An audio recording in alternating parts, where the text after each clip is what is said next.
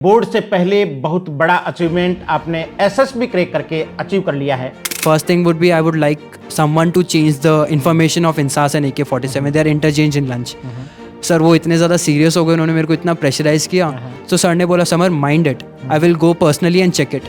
15 OLQs हम सब जानते हैं, but according to me sir the most important OLQ is courage. Family का बीइंग अ सिंगल चाइल्ड भी, अगर मैं आर्मी में जाना और मुझे परमिशन की बात है तो परमिशन मुझे कभी मांगनी नहीं पड़ी, क्योंकि मेरी फैमिली ने हमेशा मुझे बैकअप किया है कि हाँ जाना है तो आर्मी में जाना है, सर्व करना है तो नेशन को करना है, डिफेंस लाइन ज्वाइन करनी है। जो कि मैं तो क्या हुआ डिफेंस ऑफिसर हैं, तो ऑब्वियसली वो तो दिमाग के अंदर सेट है ही, और मैं करूँगा उस काम को, क्या फ़र्क पड़ता है तो नेशन के लिए ही। नमस्कार, Prince Education Hub Sikar Prince ND Academy से मैं ओंकार मूड।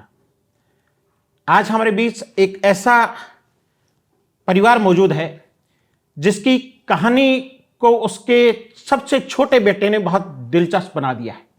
हालांकि इस परिवार की कहानी पहले से ही बहुत रोचक थी। 3 पीढ़ियां भारतीय सेना में सेवाएं दे चुकी थी, लेकिन चौथी पीढ़ी के बेटे ने सेना में अफसर की भूमिका अदा करने के अपने दृढ़ निश्चय को हकीकत में तब्दील कर लिया है। आइए इस परिवार की कहानी जाने उससे पहले परिचय आपसे करवाता हूं। आप झोटवाड़ा जयपुर का शेखावत परिवार है। हमारे साथ मौजूद हैं सम्माननीय जसवंत सिंह जी, आपके बेटे अजय सिंह जी, बेटा समर प्रताप सिंह और समर प्रताप सिंह की दादी जी हमारे बीच मौजूद हैं। कई बार कहते हैं कि किसी व्यक्ति का व्यक्तित्व है उसके नाम में छुपा हुआ रहता है। समर प्रताप सिंह का नाम जब समर घर वालों ने रखा, पंडित जी ने नहीं रखा था, तो उस समय ये नहीं सोचा था कि ये वास्तव में समर में यानी युद्ध में जाएगा, भारतीय सेना का गौरव बनकर। लेकिन आज मुझे ये बताते हुए खुशी है कि समर प्रताप सिंह प्रिंस सैनिक स्कूल में पढ़ करके एसएसबी क्रैक करके भावी लेफ्टिनेंट बनने की तैयारी कर चुका है। एनडीए खड़गवासला से फाइनल कॉल आ चुकी है, जुलाई में आप वहां पहुंच जाएंगे। 3 साल की ट्रेनिंग के बाद भारतीय सेना को एक लेफ्टिनेंट के रूप में ज्वाइन करेंगे। तो सबसे पहले तो समर, आपको, आपके दादाजी, दादी जी और पिताजी यहाँ मौजूद हैं, पूरे परिवार को, संपूर्ण प्रिंस परिवार की ओर से बहुत बहुत बधाइयां और शुभकामनाएं। Thank you sir. तो समर, सेना में लेफ्टिनेंट बनने का सपना आपके ग्रेट ग्रैंडफादर यानी परदादा जी आर्मी में थे, ब्रिटिश आर्मी में वो रहे, आपके ग्रैंडफादर आर्मी में रहे, हवलदार की पोस्ट से रिटायर हुए, और आपके फादर भी आर्मी में रहे, यानी 3 पीढ़ियां आर्मी में। ये विरासत में आप एक तरह से आपको मिला, और आप इकलौते बेटे हैं, इसके बावजूद भी आपका सपना आर्मी में जाने का रहा और आपके परिजनों ने इसकी अनुमति दी। इसके पीछे की क्या कहानी है? सर कह सकते हैं कि आर्मी में जाना is like a gene in our generation, complete generation, even in me and the upcoming generation also. ये आपके खून में है, Yes, ये sir. आपके डीएनए में है सर। बिल्कुल सर फैमिली का बीइंग अ सिंगल चाइल्ड भी, अगर मैं आर्मी में जाना और मुझे परमिशन की बात है तो परमिशन मुझे कभी मांगनी नहीं पड़ी, क्योंकि मेरी फैमिली ने हमेशा मुझे बैकअप किया है कि हाँ जाना है तो आर्मी में जाना है, सर्व करना है तो नेशन को करना है, डिफेंस लाइन ज्वाइन करनी है, चाहे कुछ भी हो जाए। They all have been really very strong, बिल्कुल, कि कुछ भी हो जाए, एनी कंडीशन, कितना हार्ड वर्क करना पड़े, कितना डेडिकेशन दिखाना पड़े, कुछ भी हो जाए, you have to join defence. मेरी मॉम, मेरे पेरेंट्स, ग्रैंड पेरेंट्स सब बहुत सपोर्टिव थे इस चीज़ को लेकर। तो आप प्रिंस सैनिक स्कूल में फाउंडेशन बैच के विद्यार्थी रहे।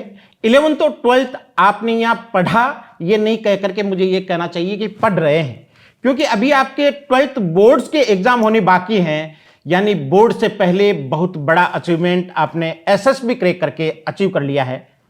इस बारे में क्या कहना चाहेंगे? सर बहुत खुश हूँ कि हाँ फर्स्ट अटेम्प्ट में I made my SSB, because it is like a good opportunity for a candidate to join NDA that time and secure the complete your services for the nation and defense background. And thanks for the institute and like the hard work they showed in me, the energy and all those charisma that I had in my surroundings right here in the institute, it was really very supportive. Family से support starting में आया जब मैं working stages में था, like from class 1st to 10th, 11th 12th मैंने यहाँ से की। उस टाइम पे भी ब्रिगेडियर सर, कर्नल सर, सारे टीचर्स, इवन मेरे वार्डन सर, इन सब का बहुत बहुत ज़्यादा सपोर्ट था मेरे लिए। वो रोज़ चेक करते थे कि आप कैसा परफॉर्म कर रहे हो, कोई प्रॉब्लम तो नहीं है। सर वो चीज़ें बहुत मायने रखती हैं एक बच्चे के लिए जो अपना करियर डिफेंस में सिक्योर करना चाहता है, क्योंकि डिफरेंट कंडीशंस फेस करनी पड़ती हैं, ओवरऑल डेवलपमेंट इज नेसेसरी। और सर चाहे पढ़ाई की बात हो, क्योंकि SSB is not about studies, it is about your basic personality. तो उसमें भी हमारा मेंटली और फिजिकली दोनों जगह से ध्यान रखा जाता था। तो वो मेरा बहुत डीप थैंक्स है पूरे इंस्टीट्यूट को और सारे टीचर्स एंड स्टाफ मेंबर्स को। आपने एक सेंटेंस कहा कि SSB is not about study, it's all about complete personality. एक वर्ड आपके फील्ड में चलता है OLQ, ऑफिसर लाइक क्वालिटीज। आपके अकॉर्डिंग एक बच्चे को आर्मी में ऑफिसर बनने के लिए कौन कौन से OLQs होनी चाहिए, कौन कौन सी ऑफिसर लाइक क्वालिटीज होनी चाहिए अकॉर्डिंग? सर आर्मी की बात को थोड़ा वैसे रख के कि हाँ, ऑल ओवर फोर्सेस के अंदर अगर मैं OLQs की बात करूँ तो 15 OLQs हम सब जानते हैं, but according to me sir the most important OLQ is courage. क्योंकि सर स्टार्टिंग के स्टेजेस से लेके बर्थ से लेके जब तक आप परस्यू करते हो अपने करियर को, उसको अचीव करते हो, योर कंप्लीट आगे के स्टेजेस तक, करेज इज मोस्ट इंपॉर्टेंट। अगर आपने कोई हाई एम सेट किया है, उसको अचीव करने के लिए भी करेज चाहिए, इवन उसको सेट करने के लिए भी करेज चाहिए, क्योंकि वो इतना ज्यादा हाई है, उसके लिए कितने हार्डवर्क लगेंगे, कितनी डेडिकेशन शो करनी पड़ेगी, कहाँ कहाँ परफॉर्म करना पड़ेगा, कितनी बार डाउनफॉल्स देखने पड़ेंगे। उनको अचीव करने के लिए, उनको सेटबैक करने के लिए, उनको वापस से नेक्स्ट टाइम जब अटेम्प्ट दो उनको ओवरकम करने, courage is very much important. अगर मैं एसएसबी की बात करूं, एसएसबी में कहाँ करेज काम आता है, तो वो हर एक मोमेंट पे होता है। आप स्टोरी लिख रहे हो, स्टोरी में आपको एक करेज चाहिए कि हाँ आपने जो दिमाग में सोचा है आप उसको पेपर पे आराम से प्रिंट कर सको, उसको लिख सको कि आपके दिमाग में चल क्या रहा है, विदाउट ये सोचे कि सामने वाला क्या सोचेगा। आप अपने खुद की पर्सनालिटी को रिफ्लेक्ट कर रहे हो उस पे, वो करेजियस है। आप जब नरेशन दे रहे हो अपना स्क्रीन इन के टाइम पे, आपके सामने ऑफिसर्स बैठे हैं, आप अपने आइडिया को खुद से बोल रहे हो, और वो भी एक इतने सारे कॉम्पिटिटेंट्स के साथ में, आपके अगल बगल में इतने सारे कॉम्पिटिटर्स होते हैं, वो भी करेजियस है सर। फिर इंटरव्यू होता है आपका, इंटरव्यू के अंदर अगर आप स्क्रीन इन हो जाते हो, वहां से एक कॉन्फिडेंस आप कैरी करके आते हो, उस कॉन्फिडेंस को कैरी करना, दैट इज ऑल्सो करेज। एक भी एक कॉन्फिडेंस को लो करने के लिए एक सिंगल मूवमेंट चाहिए होता है, लेकिन उसको बरकरार रखने के लिए बहुत ज्यादा हार्डवर्क चाहिए होता है। इंटरव्यू के अंदर आप उसको मेंटेन करके चल रहे हो, आप इंटरव्यूइंग ऑफिसर के सामने, जो कि प्रेसिडेंट हो सकता है, इंटरव्यूइंग ऑफिसर्स हो सकता है, यू नो कि they are very high rank officers, वो आपसे क्वेश्चन कर रहे हैं, तो even answering them with their satisfaction answers and all those that you provide them, that is courage. GTO के टाइम पे परफॉर्म कर रहे हो, अपने ग्रुप की हेल्प कर रहे हो, ग्रुप के सामने अपना पॉइंट रख रहे हो करेजियसली।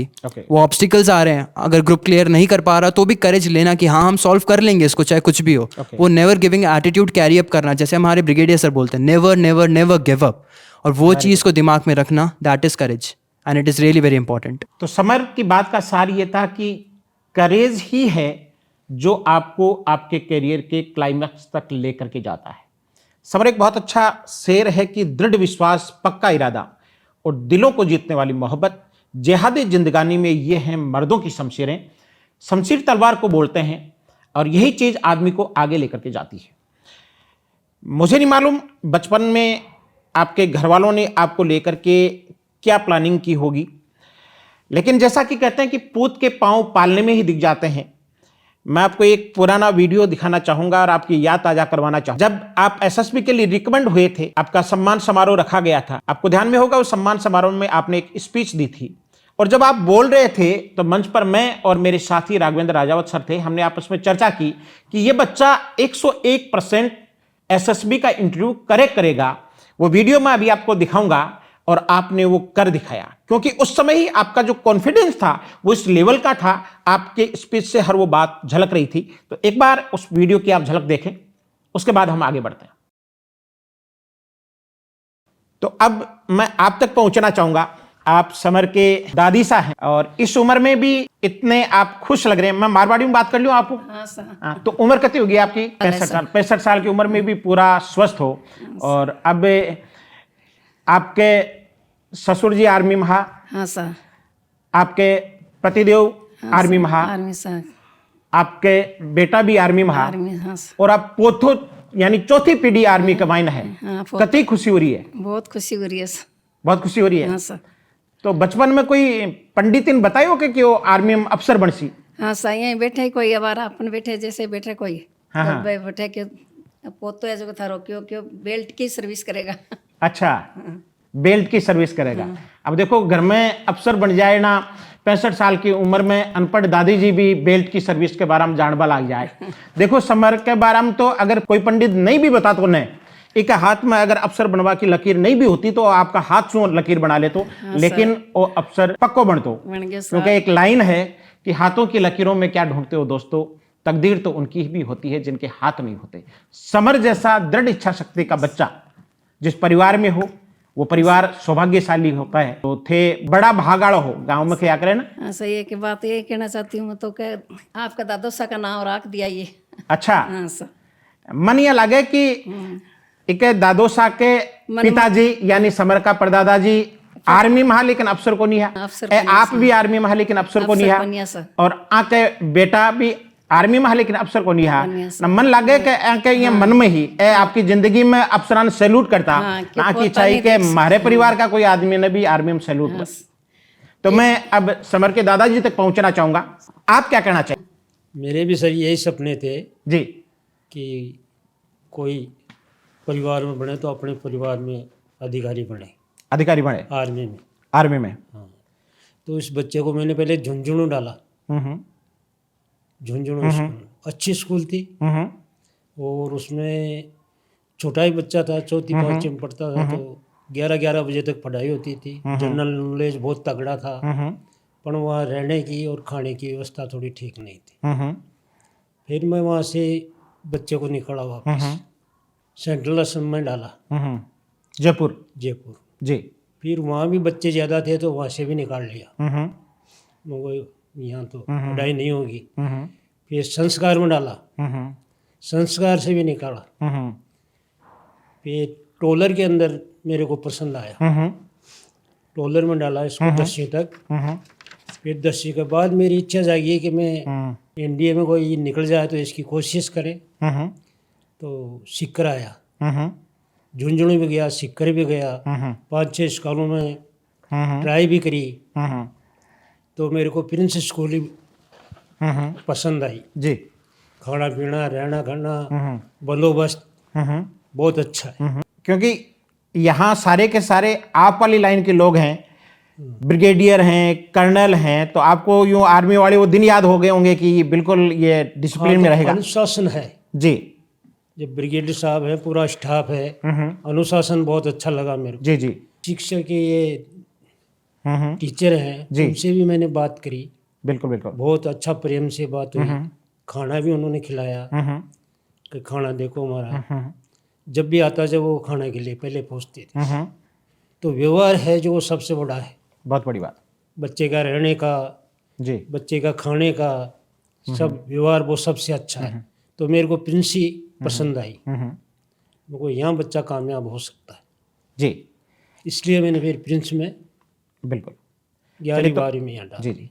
तो मुझे एक चीज़ बताइए, ये अपने मम्मी पापा का अकेला बेटा है, और अकेले बेटे को तो लोग घर से बाहर रखना पसंद नहीं, सामान्य जॉब नहीं करवाते हैं।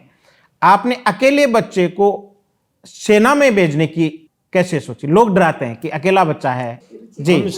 हम सभी रहे हैं फौज में, आर्मी में रहे हैं, तो वो कोई डर वाली बात नहीं है। जी जी। इसलिए हमने इस बच्चे को ये इसी में फिट हो। देशभक्ति आपके पूरे परिवार में कूट कूट करके भरी है। देशभक्ति के लिए बस वो 4 लाइनें हैं कि भरा नहीं जो भावों से बहती जिसमें रसधार नहीं, हृदय नहीं वो पत्थर है जिसमें स्वदेश का प्यार नहीं।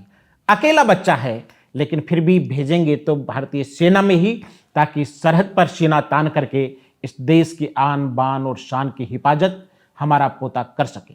तो अब मैं समर के पिताजी अजय सिंह जी तक पहुंचना चाहूंगा। अजय सिंह जी, समर के बचपन की कुछ वो बात बताइए जिससे आपको ये लगता था कि ये बच्चा कुछ बड़ा करे। सर शुरू से ही ये बहुत चंचल था जी। बहुत ही मतलब ऐसे एक्टिव रहने वाला लड़का था। सोचा कभी नहीं था कि मैं इसको आर्मी में भेजूंगा। एक ही आपके था। घर में हमेशा डिसिप्लिन का माहौल रहा है। अभी समर मुझे बता रहा था कि मेरे दादाजी सुबह 3:30 बजे उठ जाते हैं, 70 साल की उम्र में सुबह 3:30 बजे उठ जाते हैं और 6 बजे तो अपनी मॉर्निंग वॉक करके वापस घर आ जाते हैं। तो इतने हार्ड डिसिप्लिन में ये बच्चा पला बढ़ा, कभी ये यूं नहीं रहा कि नहीं ये डिसिप्लिन? नहीं सर, कभी भी इसके साथ ऐसा कुछ नहीं था जी। कोई प्रेशर नहीं था, ऐसा कुछ नहीं था। एक इसका खुद का इंटरेस्ट था जी। कि मेरे पिताजी वगैरह सब आर्मी में गए हैं तो मैं भी आर्मी में ही जाऊंगा। शुरू से इसका एम यही रह के चला। हमने इसको बहुत बोला ठीक है आईटी कर ले, कुछ और कर ले, बोले नहीं मेरे को जाना डिफेंस में। तो हमने भी चलो ठीक है शुरू से इसको सपोर्ट किया कि ठीक है चल तू आर्मी में चले जा। तो वो एक शुरू से इसका लगाव था एक उस चीज़ से। वो लगाव चाहे इसको एक पुश्तैनी मान लो, खानदानी मान लो, कैसे था जो शुरू से रहा है, और आज ये अपनी सफलता लेके भी आया है। जी। तो इससे बड़ी खुशी मेरे लिए तो कुछ नहीं होगी। ठीक है, एक है, जी ठीक है, पर है तो अपना ही है। जी जी। तो मैं वापस समर तक लौटना चाहूंगा। समर, आपके घर की खूंटियों पर भारतीय सेना की वर्दी आपके जन्म से पहले से टंग दी आई है। वो वर्दी जब खूंटी पर टंगी हुई होती थी, आप बचपन में उसे देखते थे, तो उस वर्दी ने आपको कितना प्रेरित? सर कोई भी स्टेज ले लो, चाहे वो मॉर्निंग में उठने से लेके रात तक का टाइम, सोने से पहले तक का था, ओके। वो पूरे टाइम वो ड्रेस थी वो सामने रहती थी। सुबह उठता नहीं था उससे पहले मैं अपने पापा को देख लेता, he is polishing his shoes, और वो जाने के लिए रेडी थे कि हाँ बस जा रहा हूँ। और मैं देखता था कि इतना जल्दी, क्योंकि सर मैं छोटा था उस टाइम पे, मेरे को नहीं पता था कि रूटीन्स इतने फिक्स होते हैं। तो मेरा था कि हाँ अब मैं भी रोज़ जल्दी उठूंगा, मैं भी ये सब करूंगा। तो वहाँ से एक मोटिवेशन आया फिट रहने का। दूसरा मोटिवेशन पापा का डिसिप्लिन, क्योंकि वो स्टार्टिंग में मैं पापा के साथ कैंट में रहता था, फर्स्ट सेकंड ग्रेड की बात है। तो उस टाइम पे पापा का डिसिप्लिन, फिक्स टाइम पे आना, 1:30 आ जाते थे घर पे लंच करने के लिए, तो मैं रेडी बैठा रहता था, हाँ पापा के साथ लंच करूंगा।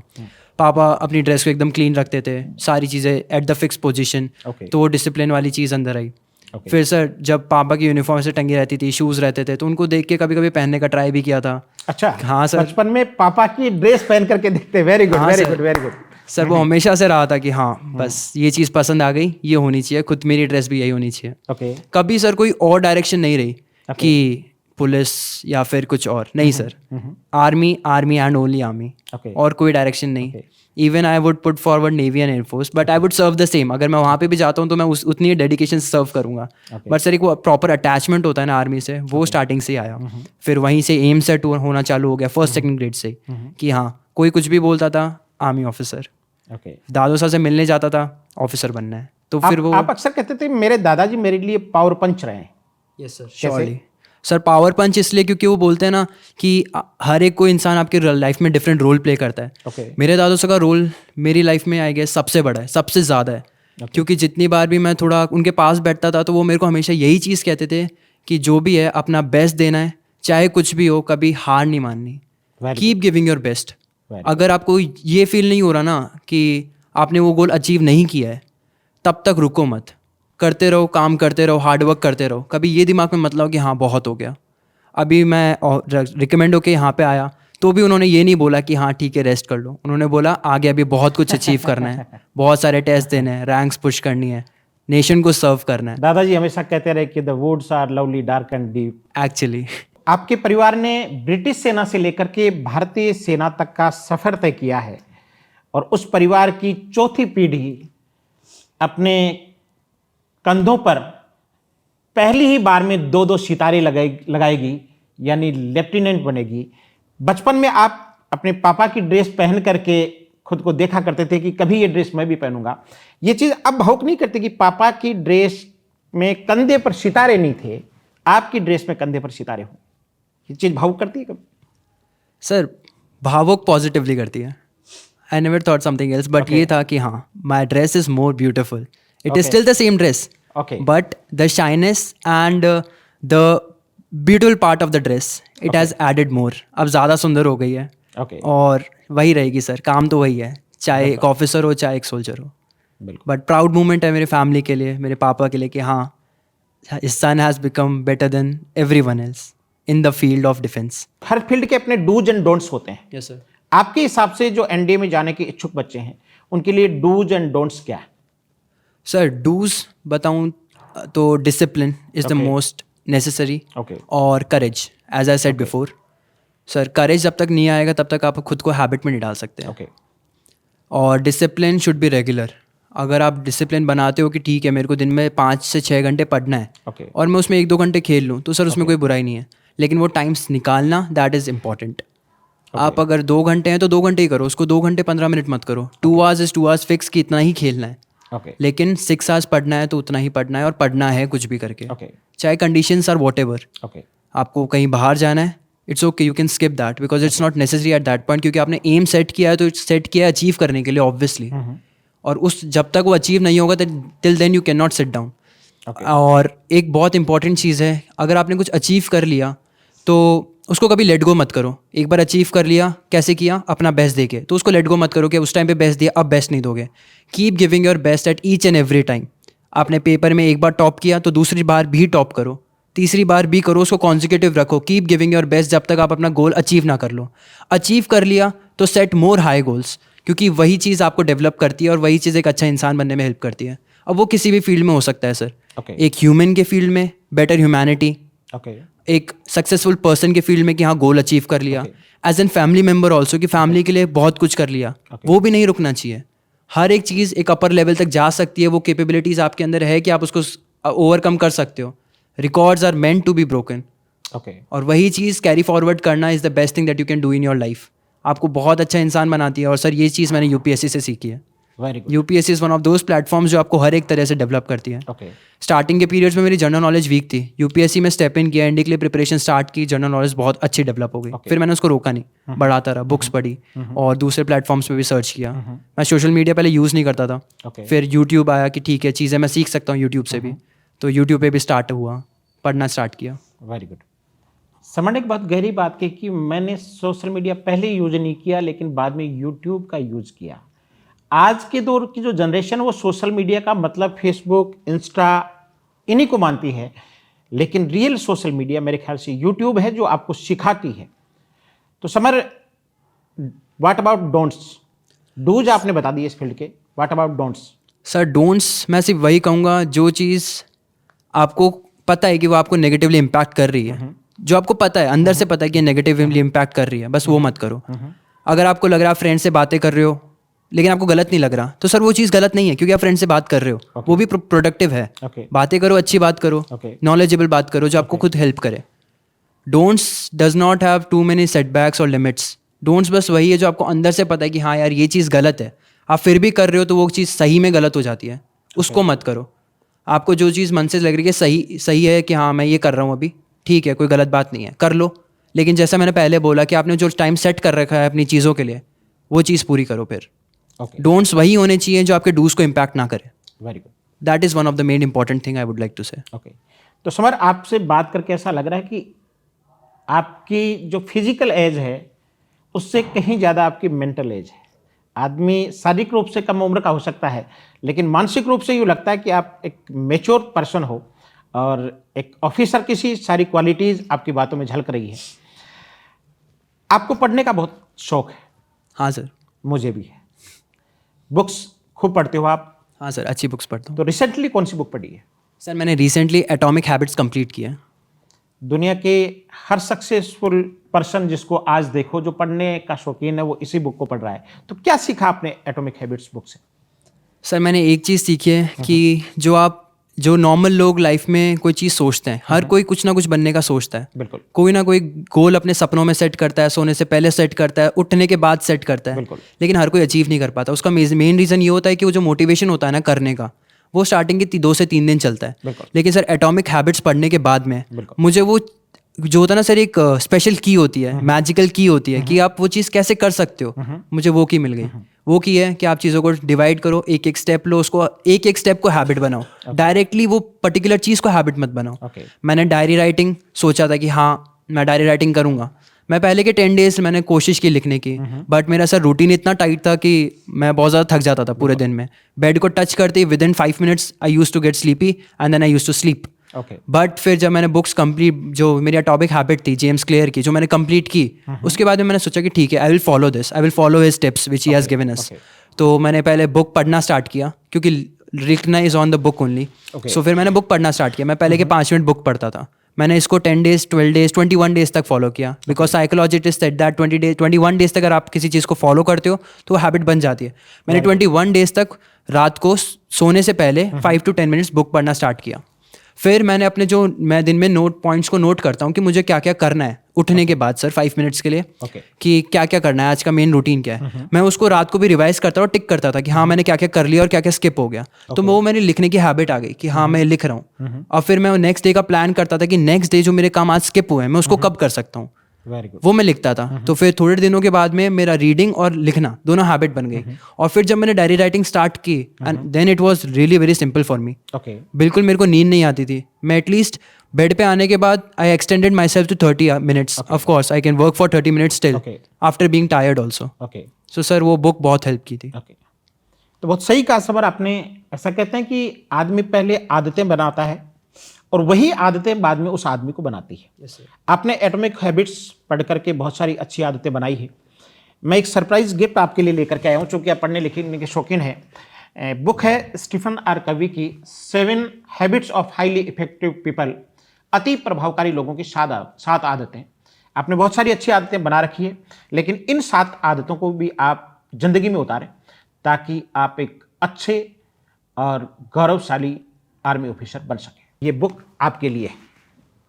तो समर 5 दिन एसएसबी का इंटरव्यू चलता है यस सर। और उसमें हर एंगल से वो आपको चेक करते हैं। रेमेडी का विज्ञापन आता है द कंप्लीट मैन, तो वो आप में एक कंप्लीट मैन खोजते हैं।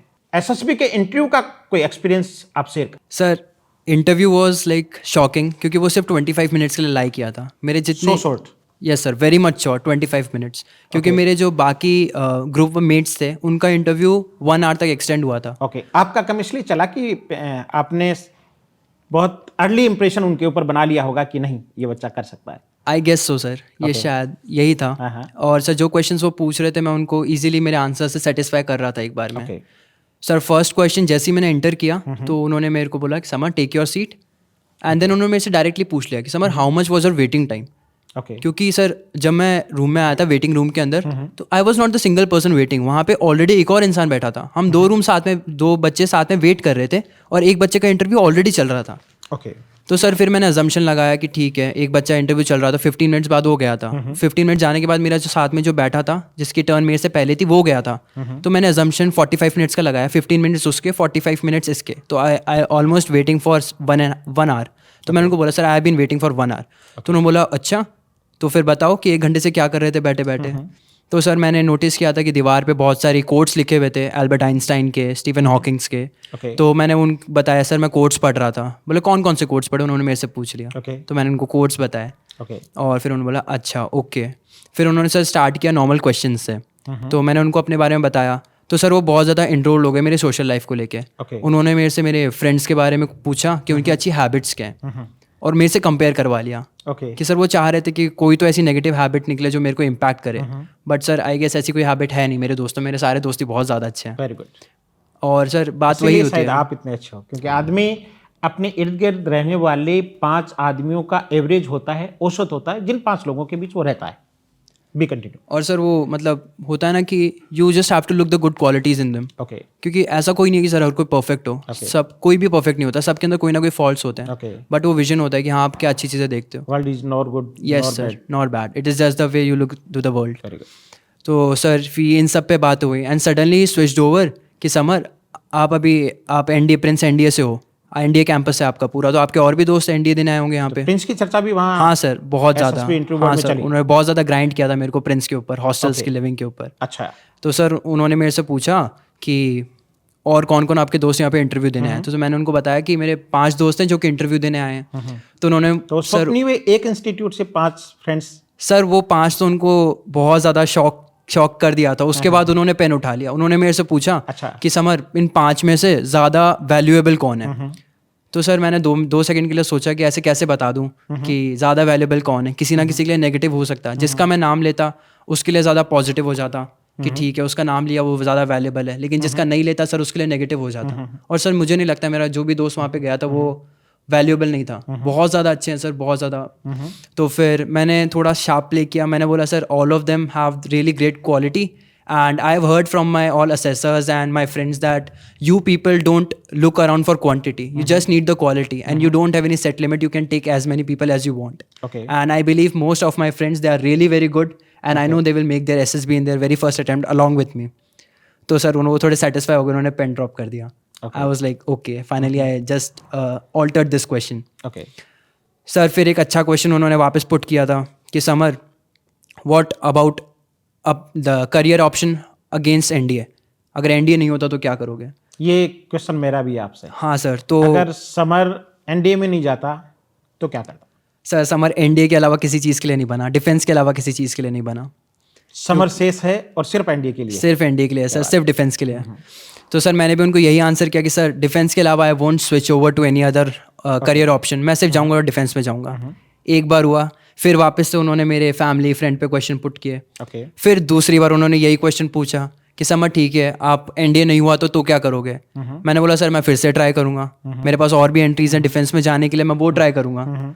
तो फिर उन्होंने बोला अच्छा ठीक लेकिन है, जाऊंगा वहीं सर। तो फिर उन्होंने फिर दीवार से के उस पार तो जाऊंगा, चाहे दीवार कूदना पड़े, चाहे साइड- दीवार में दरवाजा बनाना पड़े, कुछ भी और ये करना दोनों पड़े। भी नहीं हुआ तो चाहे दीवार तोड़नी पड़े, लेकिन समर उस पार जाएगा। हाँ सर, समर डिफेंस में जाएगा, ये पहले से सेट करके गया था सर, बचपन से ही सेट है दिमाग में। थोड़े और क्वेश्चंस, तीसरी बार सेम क्वेश्चन, तो उन्होंने इस बार और ज़्यादा स्ट्रेस कर दिया कि समर आप मेडिकल आउट हो गए, अब तो आप डिफेंस ज्वाइन ही नहीं कर सकते। तो सर मैं तो मेडिकल टेस्ट करवा के आया था, मैंने उनको साफ बोल दिया कि sir I M medically fit, I have already gone through my medical process and I am completely fit for army. तो उन्होंने बोला अच्छा ओके। फिर जाते जाते मेरे को एंड होने वाला था इंटरव्यू, उन्होंने फिर से पूछ लिया कि समर हो ही नहीं सकता डिफेंस में, कुछ भी कर लो आप, नहीं होगा, आप मेरे को कोई और करियर ऑप्शन बताओ। तो सर फिर मैंने थोड़ा पॉज लिया और खुद के बीनीत, मतलब होता ना सर का अंदर से इंस्टिंक्ट आता है, तो मैंने उनको उसी टाइम पे वो इंस्टिंक्ट बोल दिया कि sir I believe in my self, I have only plan for my success not my failures, I have only plan for my success. और मैंने उनको वो आंसर किया and I think he was really very satisfied. फिर मैंने complete भी इस answer को करके कर दिया कि I believe in my self and I will make my first attempt only. Okay तो सर वो सेटिस्फाई हो गए। ओके। एक और एक्सपीरियंस था सर जो कि बहुत ज़्यादा एक्साइटिंग था मेरे लिए। उन्होंने मेरे फैमिली के ऊपर मेरे को ग्राइंड कर रहे थे, तो उस टाइम पे उन्होंने मेरे से पूछा कि समर वो tell me like you are the single child of your parents, okay. Then आपके पेरेंट्स ने आपको डाल दिया या फिर तो आप मिसचीफियस हो गए कि आपके पेरेंट्स ने आपको हॉस्टल में डाल दिया और एनडीए करवा रहे हैं ताकि आप सुधर जाओ थोड़े। सर फिर मैंने उनको बोला कि नहीं सर ऐसा नहीं है, मेरी फैमिली का कंप्लीट आर्मी बैकग्राउंड रहा है, I am the 4th generation following, okay. तो वो जीन्स के अंदर इनरोल्ड हो चुका है वेरी मच, ओके। और मेरे को डिफेंस ज्वाइन ही करना था। और रही बात फैमिली की, तो sir my mom, parents, everyone they are really very strong. वो चाहते हैं कि मैं सिर्फ डिफेंस में जाऊँ, वो खुद आगे से चाहते हैं कि मैं डिफेंस में जाऊँ, और वही चीज़ शायद उनको रिफ्लेक्ट हो गई सर मेरे डेडिकेशन के अंदर। ओके। क्योंकि जितनी बार उन्होंने मेरे से क्वेश्चन पूछा, मेरे आंसर्स सारे, जैसा मेंटालिटी होती है सर वैसे आंसर्स निकलते हैं, ओके। और वो सारे आंसर्स मेरे डिफेंस ओरिएंटेड थे। उन्होंने सिचुएशन रिएक्शन टेस्ट मेरे से 2 सिचुएशंस पूछी थी कि if you are regarded as the defence officer okay. And you are given some duty, आपके ऑफिसर्स आपको मतलब कमांड दे रहे हैं कि आप ये करोगे, और वो टास्क बहुत ज़्यादा डिफिकल्ट है, आपको पता है कि आपकी लाइफ जोखिम में है, तो फिर आप क्या करोगे? तो मैंने बोला सर जोखिम है तो क्या हुआ, डिफेंस ऑफिसर हैं तो ऑब्वियसली वो तो दिमाग के अंदर सेट है ही, और मैं करूँगा उस काम को, क्या फ़र्क पड़ता है तो नेशन के लिए ही। आर्मी में ऊपर के ऑफिसर के ऑर्डर को फॉलो करना होता है, रिप्लाई नहीं देना फॉलो करो, अच्छी बात है, अच्छा आराम से फॉलो करो, और करना भी चाहिए, और मैं करता भी सर। बिल्कुल बिल्कुल। मैंने उनको यही आंसर किया कि sir I won't think of any other choice, Okay. I won't think of moving away from it, I will just do it Okay. With my willingness, क्योंकि मैं करना चाहता हूँ सर। अगर मेरे को कोई बोलेगा कि we have to serve at the border line right now, मैं खुश हूँ, मैं अभी चले जाऊँगा, Okay. मुझे कोई दिक्कत नहीं है।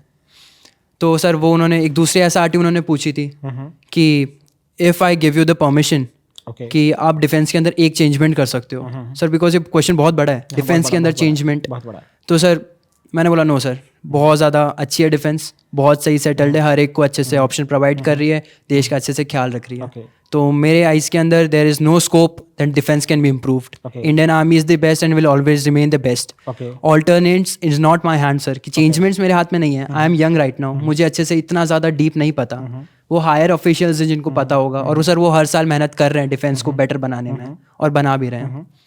इसका मैंने आंसर आपसे तो वो किया। सवाल कर लिया, नरेंद्र मोदी जी जो सवाल भारत के सुरक्षा सलाहकार डोभाल साहब से हाँ सर, करते हैं। मुझे उस टाइम पे यही लगा, लिटरली मेरे को उन्होंने बोला डिफेंस के अंदर चेंजमेंट, क्या बात। तो सर वो मुझे जायज़ नहीं लगा कि मैं उस क्वेश्चन को आंसर कर सकूं, तो मैंने उनको एक शिफ्ट दे दिया कि हाँ सर जितना मेरे हाथ में होगा मैं खुद की तरफ से कंट्री को पूरा सर्व करूंगा, लेकिन as like naive person Okay. Who is currently appearing SSB मेरे लिए ठीक नहीं होगा कोई डिफेंस के रिलेटेड सजेशन देना। राइट नाउ मेरे लिए डिफेंस बेस्ट है, डिफेंस के अलावा और कोई चीज़ है ही नहीं सर बिल्कुल। जो इससे ज़्यादा बेटर हो किसी नेशन के लिए। और सर अगर पर्सनल इंटरव्यू जो उन्होंने मेरे से एक बहुत बोलते हैं ना सर माइंड स्ट्राइकिंग क्वेश्चन होता है, वो क्वेश्चन किया था कि I will give you my seat, president seat, what will be the first change that you would like to make. Sir मेरे सामने प्रेसिडेंट बैठे हैं, वो मेरे को पावर दे रहे हैं कि मैं क्या चेंज कर सकूँ एसएसबी इलाहाबाद के अंदर, तो वो बहुत बड़ी बात थी। लेकिन सर मैं उसके लिए प्रिपेयर्ड था। मेरे फर्स्ट डे के अंदर जब मैं स्क्रीनिंग हुआ था तो हम लंच करने गए थे, उस टाइम पे फिर मैंने देखा था कि वहाँ पे एक बॉक्स रखा हुआ था, बॉक्स के अंदर AK-47 और इंसास दोनों के लोगो थे, Okay. और नीचे इन्फॉर्मेशन लिखी हुई थी, लेकिन इन्फॉर्मेशन इंटरचेंज थी। ओके इंसास के नीचे AK-47 की इन्फॉर्मेशन थी और AK-47 के नीचे इंसास की इन्फॉर्मेशन थी।